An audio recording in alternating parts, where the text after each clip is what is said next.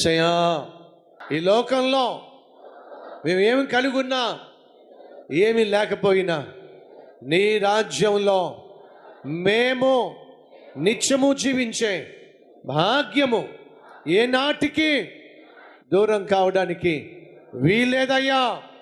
యేసయ్యా, నీ ఆత్మను మాకిచ్చావు కాబట్టి మాలో ప్రేమ కనిపించాలి, సంతోషం కనిపించాలి, సమాధానం కనిపించాలి, దీర్ఘశాంతం కనిపించాలి, దయాళుత్వం కనిపించాలి, మంచితనం కనిపించాలి, సాత్వికత్వం కనిపించాలి, ఆశా నిగ్రహము కనిపించాలి.